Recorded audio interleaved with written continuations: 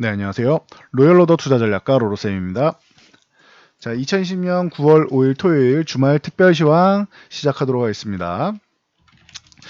자, 태풍이 우리나라를 이제 살짝 지나갔죠. 스쳐 지나가면서 뭐 다행히 한반도 상륙은 좀 피한 것 같습니다.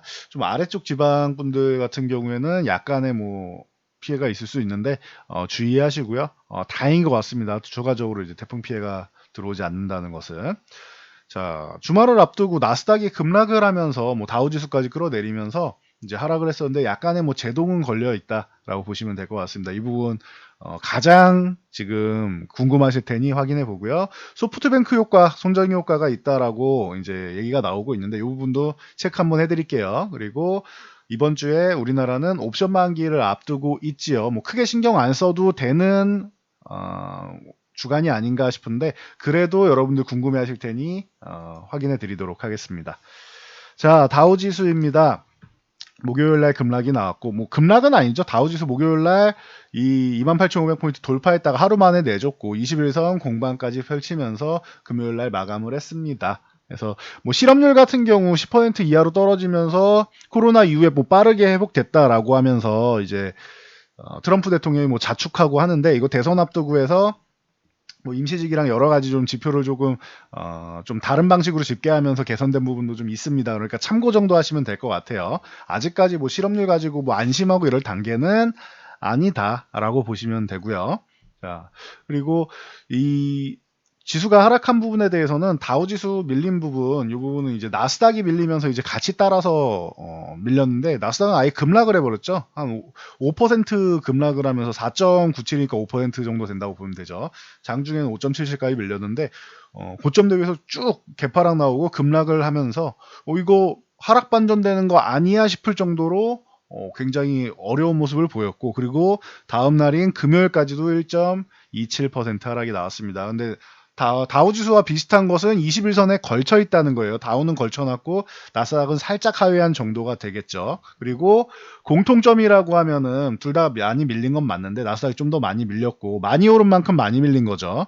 그리고 공통점이라고 하면은 둘 다 이 아래 꼬리를 어마어마하게 길게 달았다. 이게 마감 동향이 1.27%로 마감 동향이 1.27%로 끝난 것이지 장중에는 5% 정도 밀렸습니다. 그러니 요 저점 대비해서만 한 거의 4% 가까이가 올라온 거예요. 그러니까 누군가는 저점 매수를 또 들어오는구나라고 생각하시면 됩니다.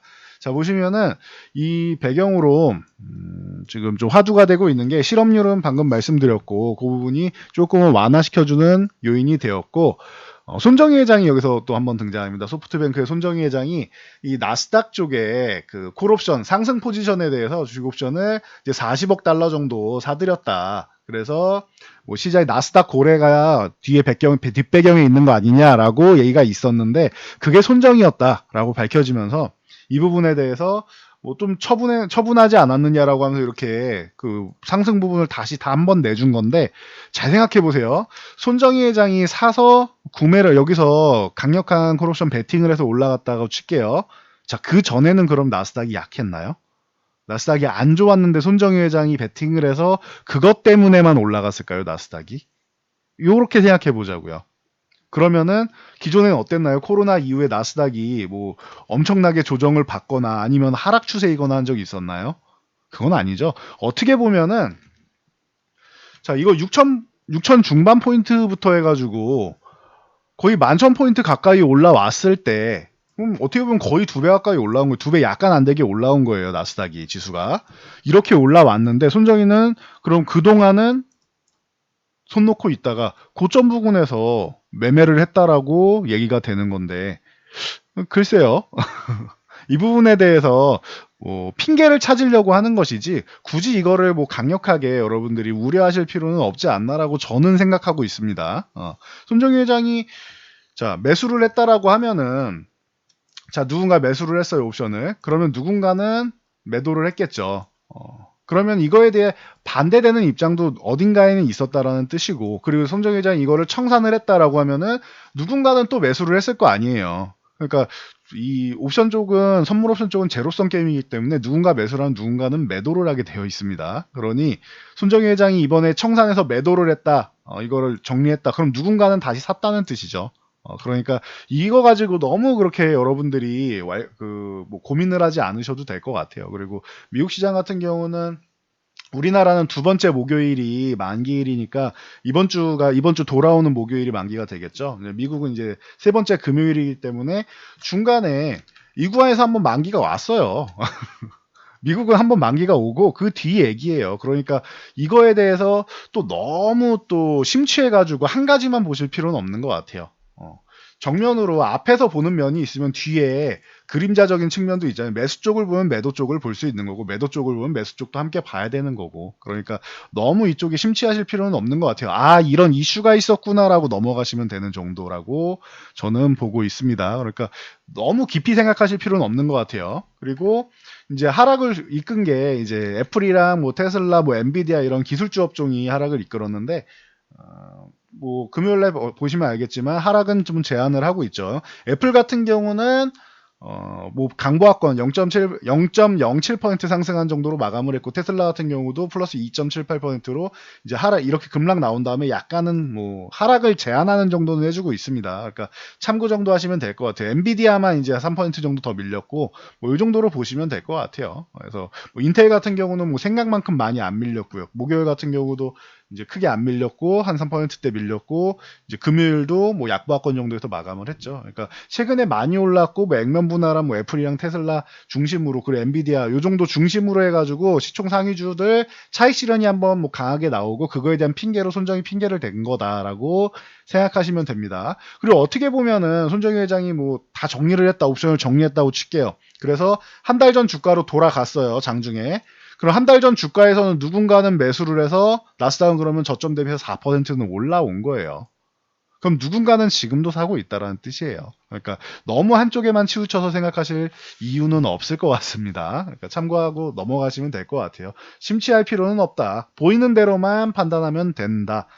누군가는 저점에서 강력하게 매수를 또 해주고 있다. 기회다라고 생각한다라고 보시면 돼요. 자, 우리나라 시장 목요일날 미국장 급락한 다음에 당연히 우리도 밀려서 시작하는 건 자연스러운 일이죠. 그런데 2.64%로 이제 시작을 했는데 마이너스 2.64로 시작해서 절반 이상을 회복을 하면서 21선 걸쳐주면서 마감을 했습니다.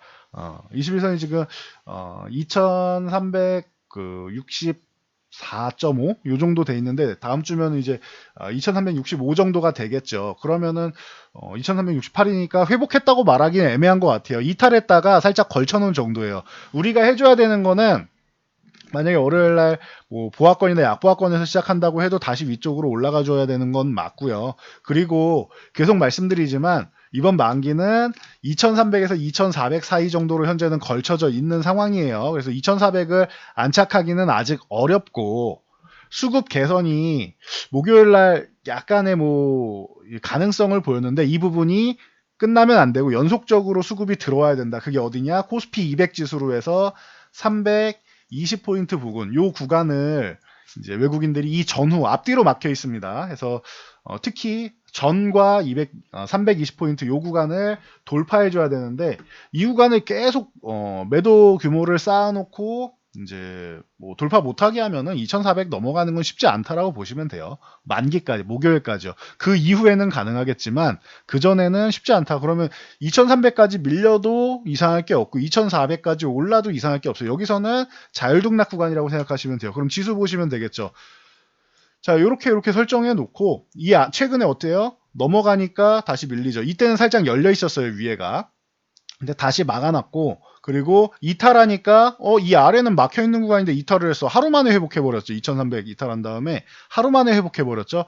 결국에는 지수는 이 사이에서 갇혀 있는 거예요. 그러니까 1일비 하면서 뭔가 이슈 하나하나에 여러분들이 흔들릴 필요가 없다라는 거예요. 여러분들이 흔들린다라는 거는 이 큰 틀을 보지 못하고 뭔가 뉴스라던가 사건 하나하나에 지금 여러분들이 흔들리고 있다라는 거예요. 큰 틀을 보세요. 큰 틀을 보면은 지금은 불안해할 시장은 아니에요. 뭐 급락이 나오네 어쩌네. 그렇게 돌바락제가 나오면 한 번씩 밀릴 수는 있겠죠. 근데 밀린 다음에 어떻게 돼요? 이번에 사랑제일교회 이슈 이후로 개인 투자자가 한번, 기관 투자자가 한번 이렇게 밀어내리면서 기관은 뭐 그 이후에도 계속 매도 중이고 개인 투자자분들이 돈을 계속 빼가니까 돈을 들여야 되니까 당연히 매도해야 되는 거고, 그래서 지금 지수는 어때요? 다시 회복돼 있잖아요. 결론적으로 회복이 돼 있죠. 그럼 여러분들 쉬어가는 구간이 나올 겁니다라고 제가 말씀드렸고, 조금 쉬어갈 수 있습니다 말씀드렸고, 여기서 쉬어가는 구간에서 코로나 이슈가 터지면서 국내에는 2.5단계까지 상향됐습니다. 사회적 거리두기가. 그 이슈로 해서 단기적으로 밀렸지만 결론적으로는 그냥 쉬어가는 구간이잖아요. 뭐 그렇게 급락이 나오거나 한 게 아니에요. 그러니까 단기적으로 밀려도 회복되는 구간이다라고 말씀을 드렸고, 그러니까 걱정하실 필요가 없어요. 지금까지는 걱정하실 필요가 없는 구간이에요. 쉬는 구간이 돌바락제가 나와서 나와도 회복이 된다라고 계속 말씀드리고 있죠. 그러니까 괜히 또 비관론적인 생각을 가질 필요는 없어요. 지금 시장이 유동성으로 인해서 장이 이렇게 올라가고 있는데 나 혼자 불안감을 갖고 있다? 그럼 나 혼자만 시장의 상승을 누리지 못하는 거예요. 엄청난 수익이 나오지 않아도 돼요. 지금은 수익을 어느 정도 여러분들이 확보를 하고 있어야 되는 구간이에요. 보유 종목은 계속 매매를 이렇게 하고 있다, 트레이딩을 하고 있다라고 하면은 보유 종목 중에 매도한 종목 중에서 수익 실현하는 종목들이 있고, 그리고 수익 실현한 다음에 새로 매수를 했는데 새로 매수한 종목이 조금 밀렸다? 그럴 수 있죠. 기존에 내가 매수한 종목이 예를 들어서 마이너스 한 5%, 10% 이렇게 밀렸다고 쳐요. 기존에 20, 30%씩 수익 실현을 해놨어. 그러면 결론적으로 내 계좌는 어떻게 돼 있어요? 플러스가 돼 있겠죠. 마이너스 10%가 나와도 신규 매수한 게. 그리고 나서 이 마이너스 10% 종목이 이렇게 올라오면서 회복이 됐어. 그럼 어떻게 돼요? 기존의 수익은 다 챙겨 놓은 게 되는 거죠. 그게 불안하면 제가 항상 쉬는 구간이 왔습니다라고 하면 현금을 조금씩 들고 가시라고 말씀드렸죠. 그러니까 그렇게 대응하시면 되는 거예요. 지금은 대신 약세 포지션을 가져갈 구간은 아닙니다라고 말씀을 드렸어요. 약세 포지션 여기서 한 차례 이제 가져가신 분들 어떻게 됐을 것 같아요? 밀렸다가 올라오면서 다시 다 원점으로 돌아왔거나 다시 손실 구간이 됐을 가능성이 높습니다. 최고점에서 여기서만 올인하신 분이 아니라면 뭐 신도 아니고 어떻게 최고점에서 올인을 합니까? 하락 포지션을. 그것도 주가가 이렇게 상승하고 있는 가운데. 그러니까 지금은 약세 포지션을 들고 간 타이밍은 아니다라는 거 알고 계시면 되고, 수급적으로 볼게요. 외국인들이 뭐 미국에 저런 이슈가 있었으니 금요일날 뭐 주식을 일부 매도했다 인정할 수 있죠. 기관은 개인 투자자분들이 자꾸 빼가니까 당연히 뭐 매도하는 거 인정할 수 있죠. 그래서 기관은 원래 매도했었고, 근데 이거를 개인 투자자분들이 다 받아줬죠. 그리고 다 받아주는 가운데 그냥 주식만 저렇게 들어간 게 아니라 외국인들 포지션을 보자고요. 외국인들이 선물을 한 4만 계약 정도 매수를 했다라고 말씀을 드렸죠. 3월에서 6월까지 3개월 동안 10만 계약을 매수했는데 어느 정도 일정 부분 롤오버가 됐을 거고, 9월물로 롤오버가 됐을 거고, 그럼 6월에서 9월까지 매수한 것만 해도 이렇게 큰 4만 계약 정도 되는 큰 물량이 들어와 있다. 상승 포지션이다. 엄청난 상승 포지션이다 말씀드렸는데, 자, 나스닥이 저렇게 급락한 날 외국인들 선물 어때요? 선물 동향이 9,000계약, 거의 10,000계약 가까이를 매수를 했어요. 그럼 외국인들은 하락 포지션을 본 거예요? 안 본 거예요? 외국인들은 밀릴 거라고 생각했나요? 안 밀릴 거라고 생각했나요? 개장 초부터 해서 외국인들이 주식은 일부 매도할 수밖에 없는 구조지만 선물로 해서 레버리지를 높인 선물로 해가지고 강력하게 상승 포지션을 추가적으로 구축해서 지금 얼마예요? 자, 6월에서 9월까지만 해도 또 거의 5만 계약 가까이를 매수를 했죠. 제가 이번 상승장이 만약에 9월 전에 끝날 거면은 5만 계약 정도는 매도가 나와야 됩니다라고 했는데 반대로 매수가 나왔어요. 5만 계약 정도가. 그러면은 여러분들 생각에는, 이건 제가 뭐 강요하는 게 아닙니다. 여러분들 생각에는 이렇게 선물 매수 상승 포지션을 주식을 매도했지만 레버리지를 높인, 지금 손정희 회장이 옵션으로 해서 주식이 아닌 옵션으로 해서 레버리지를 높인 거잖아요. 그런 것처럼 외국인들은 주식이 아닌 선물로 레버리지를 높여서 상승 포지션에 베팅을 하고 있다고요. 그럼 여러분들이 생각해보세요. 외국인들은 시장을 아래로 보고 있는지 위로 보고 있는 건지. 포지션을 정확하게 읽어드리면 여러분도 생각하실 수 있는 부분이에요. 외국인들은 적은 금액으로 큰 수익을 노릴 수 있는 선물 쪽에 베팅을 해서 지수 상승 쪽에 아직까지도 만기가 4거래일밖에 안 남은 아직까지도. 그럼 이 중에서 어느 정도 물량은 또 롤오버가 되겠죠. 3월부터 9월까지 만기일까지 15만 계약 가까이를 매수한 거잖아요. 외국인들이 보시면 15만 계약 가까이를 매수한 거죠. 그러면은 6월물에서 9월물로 롤오버, 이거를 또 12월물로 롤오버가 어느 정도 된단 말이에요. 그러면은 제가 말씀드린 게 9월 이후에도 시장이 나쁘지 않다라는 거예요. 계속 말씀드리고 있죠. 만기일 이후에는 그럼 또 떨어지지 않나요? 만기일까지만 전망해드리니까 항상 그 질문을 하시는데 만기일 이후에도 시장이 나쁠 이유가 전혀 없다라는 거예요. 만기일 이후에 나쁘려면은 말씀드렸듯이 9월물 저렇게 해서 5만 계약 정도는 청산이 나와야 된다고요. 근데 청산이 아니라 오히려 추가적인 매수가 들어왔다라는 거는 그 이후 시장도 좋게 보는 거예요. 외국인들은. 추석 연휴가 있음에도 불구하고 짧지 않은 연휴죠. 있음에도 불구하고 그 이후에도 시장은 긍정적으로 바라본다라는 것입니다. 보시고 그리고 대신 이제 2400쪽에 이렇게 막혀 있다라고 했는데 옵션 동향 자체는 위에 콜옵션은 역시나 막아놓는, 그러니까 강력하게 급등이 나와서 위쪽 2400 위를 도전을 해도 이렇게 살짝 내려올 가능성이 높다라는 거예요. 남은 4거래일 동안 옵션 포지션 320포인트 그리고 317포인트 320이 특히나 많으니까 요 구간에 매도 물량을 확 줄여서 열어주지 않는 이상 2400 돌파는 쉽지는 않다. 뭐 여기 걸쳐놓는 정도는 모르겠는데 뭐 강하게 치고 나가서 2400 중반 중후반 이렇게 가는 건 쉽지는 않다. 이 구간을 열어주면은 이제 중후반 정도까지는 바로 갈 수 있는데 뭐 그래 봐야 몇 퍼센트나 됩니까? 이거 한 3% 정도잖아요. 3%에서 4% 정도잖아요. 2400에서 보면은 3, 4%란 말이에요. 그러니까 그거에 대해서 너무 이렇게 집착하고 할 필요가 없다고요. 이번 만기일은 그렇게 신경 안 써도 된다고요. 아시겠죠? 그래서 제가 이렇게 파생 포지션을 계속 이제 그 설명을 드리고 하다 보니 이제 손정희 회장 얘기가 나왔을 때 저를 떠올리고 이제 질문을 주신 분들이 굉장히 많았다라고 해요. 그래서 그래 뭐 대표적으로 이렇게 생각해 주셔서 감사드리고요. 손정희 회장이 매수한 거 상승 부분 같은 경우에는 크게 걱정 안 해도 된다라는 거 다시 말씀드리고, 중요한 건 우리 시장인데 우리 시장도 금요일날 굉장히 강하게 치고 올라왔고 미국 시장도 하방 경직이 나왔고 아랫골이 길게 달리면서 저점 매수가 나왔고, 그러면은 크게 걱정할 시장은 아니다라고 저는 보고 있습니다. 그러니까 뭐 지금 구간에서 만약에 뭐 2300 부근까지 이렇게 내려왔다 그러면 올라갈 자리가 있다라고 좋아하시면 돼요. 2400 정도 올라갔다 그러면 해줄 자리 해줬구나라고 생각하시면 되는 거예요. 그러니까 편안하게 보시라고요. 시장은. 아시겠죠? 시장 그렇게 불안한 요인이 많지 않아요. 경제가 좋은 건 아니에요. 대신 이건 항상 말씀드리지만 경제는 나빠요. 경제 수준은 굉장히 나쁩니다. 점점 안 좋아지고 있는 거죠. 사회적 거리두기 2.5단계 이거를 일주일 또 연장했고 안 좋아요. 이거는 그냥 안 좋은 거예요. 근데 지금 경제 지표 가지고 우리가 지금 시장이 상승하는 게 아니에요. 언제나 위기 뒤에 기회 온다라고 말씀을 드리죠. 이 경제가 안 좋기 때문에 이 안 좋은 것을 유동성이라는 기회로 작용을 해서 올라가고 있는 거예요. 그러니까 이 유동성이 언제 끊기느냐가 중요해요, 여러분.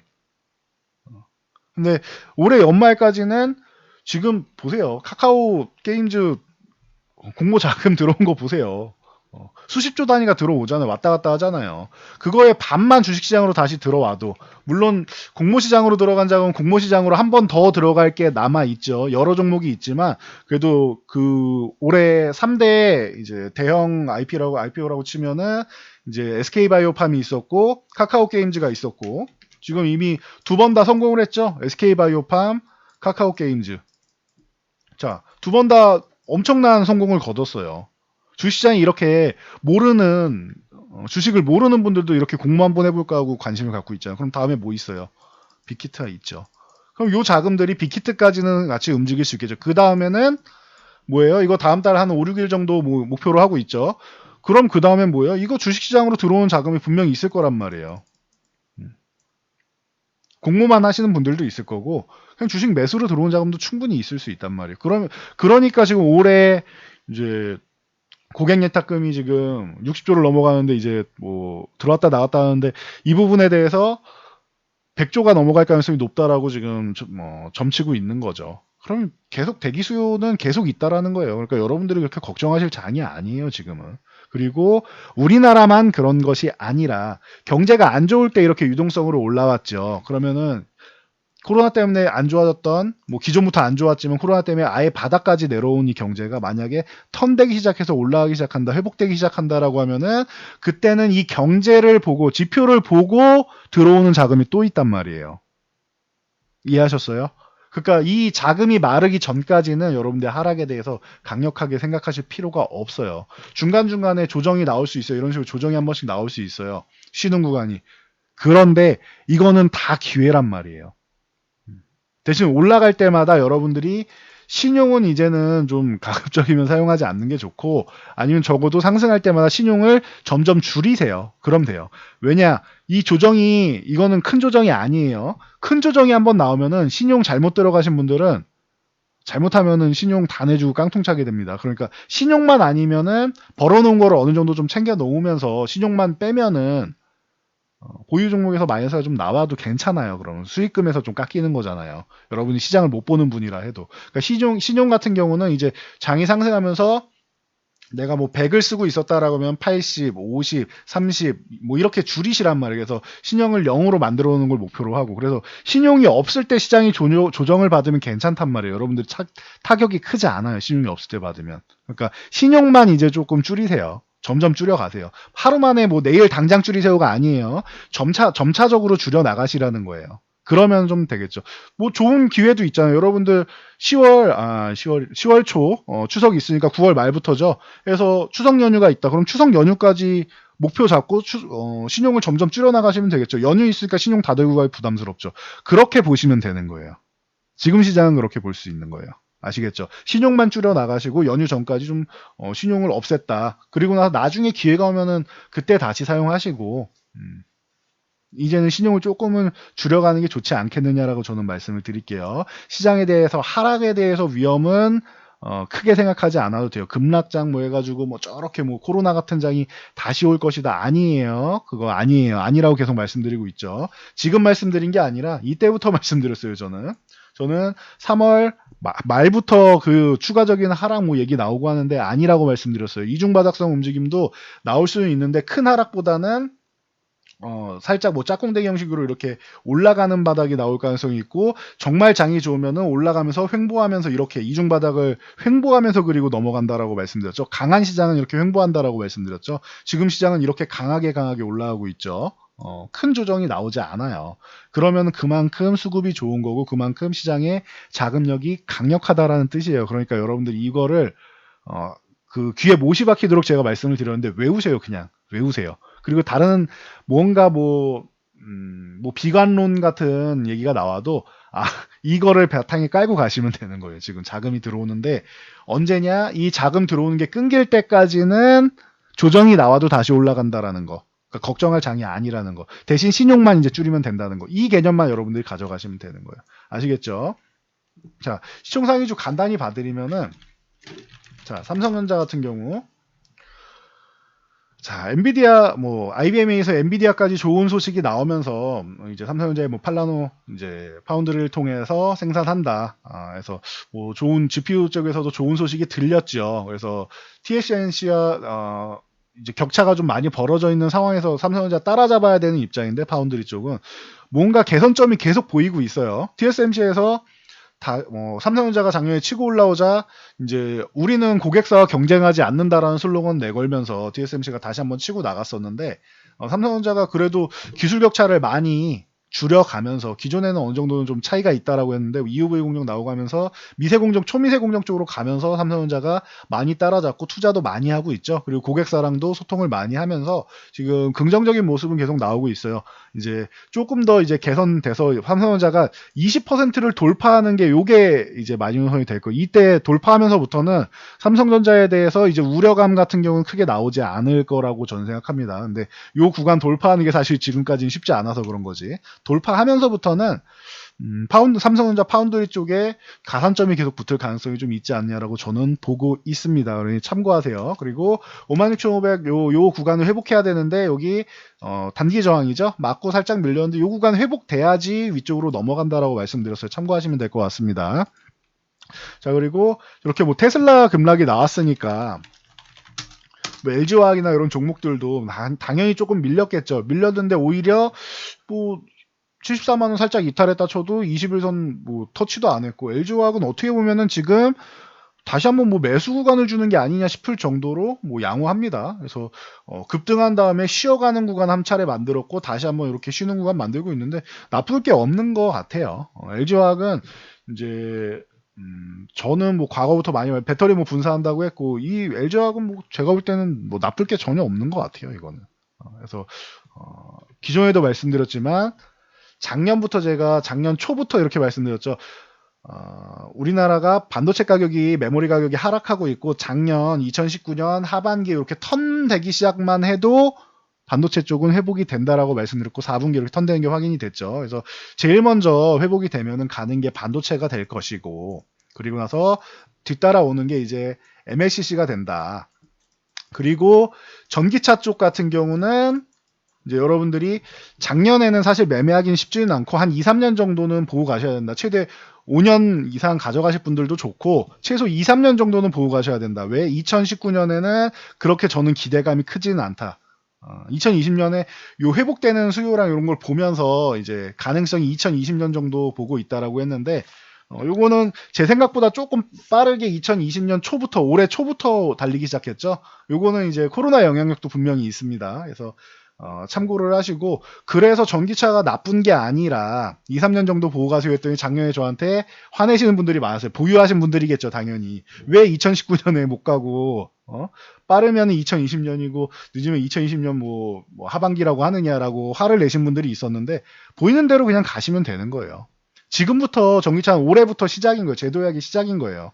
20만 원대부터 해가지고 코로나 때 23만 원까지 올렸는데 많이 올라온 거 아닌가요? 네, 맞습니다. 많이 올라왔어요. 근데 LG화학은 저는 충분히 이 정도 올라올 자격이 있는 종목이다라고 과거부터 계속 말씀드렸죠. 거기다가 시장 점유율이 CATL에 원래 파나소닉보단 밀려 있었고 CATL에 밀리고 비아디에 밀리고 쭉쭉 밀리고 있어서 막 4위까지도 하락을 했었는데 올해 코로나 영향력 들어오고 그리고 이제 테슬라 모델 3가 이제 중국 들어가면서 이제 뭐 LG화학 배터리 탑재되면서 LG화학이 점유율 1위로 올라갔죠. 거기다 파나소닉이 이제 토요타랑 전고체 배터리 얘기하고 뭐 하면서 둘이 쿵짝쿵짝 하면서 어떻게 됐어요? 테슬라가 파나소닉이랑 독점 관계 깨고 이제 LG화학이 들어간 거잖아요. 그러면은 LG화학이 지금 유럽에 가서도 전 세계의 뭐 대부분 완성차들이 LG화학 제품을 일부 모델에다는 다 쓰고 있단 말이에요. 쓴단 말이에요. 그러면은 LG화학은 시장에 지금 1위 자리를 굳건히 지킬